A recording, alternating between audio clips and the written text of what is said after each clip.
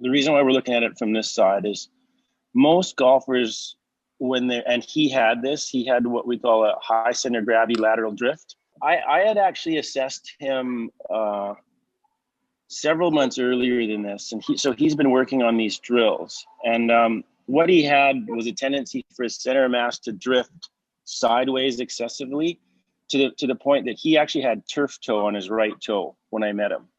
So he was really thrusting his lower body towards the target to his left.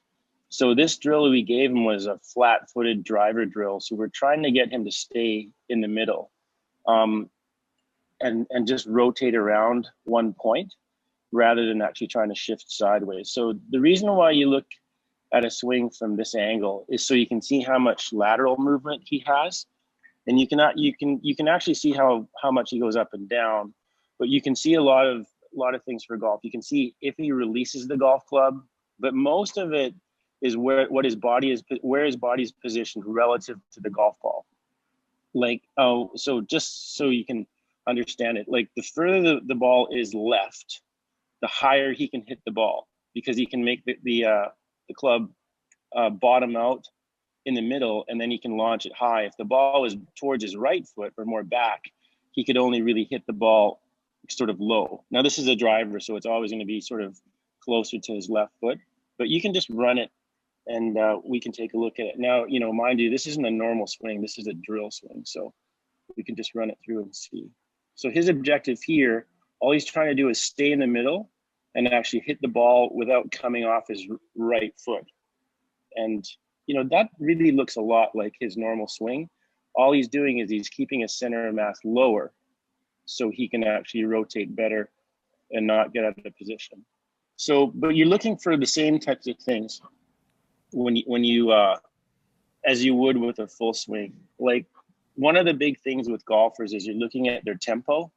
So a lot like sprinters, you're going to be looking at the rhythm and the tempo that they do things. And that's a big clue. Like, most of the guys that you find that are elite golfers, and like at Casey's level, because he was number 3 in the world at one time, they all have like very, very strong tempo.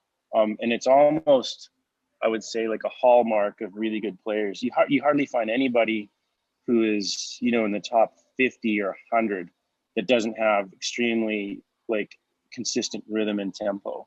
It's like a signature. So that's definitely one thing that you want to take a look at.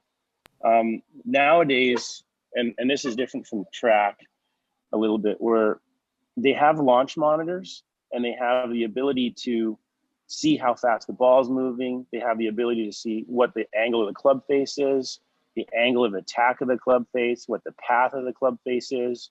And now a lot of guys are teaching with that sort of equipment. So that helps a tremendous amount. Those are things that we can't discern from video with any kind of accuracy. Like, I can't give an accurate quantitative analysis of a golf swing really without a launch monitor.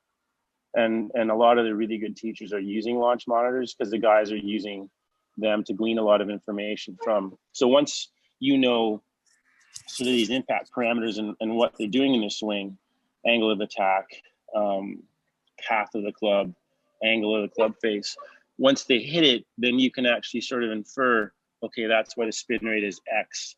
That's what the contact is. You can take a look at the trajectory and the launch of the golf ball. So, in that sense, golf is maybe, I don't know if it's ahead of baseball, because they're doing a really good job of analyzing pitching and hitting. But it's definitely one of the sports where they are quantifying and making a connection between movement and what the ball actually does. So from my standpoint, one of the startups that we did, I wanted to use machine learning or AI to actually figure out the relationships between, say, how a golfer moves, where their center of mass is, and what happens, like where the center mass is relative to the golf ball, where the midline is relative to the golf ball, and what relationship there was between that and club face angle, velocity, or path, angle of attack, dynamic loft, all those types of things. So although we can get a little bit from the video, I guess the point I'm trying to make is launch monitors like are far more accurate than video is right now.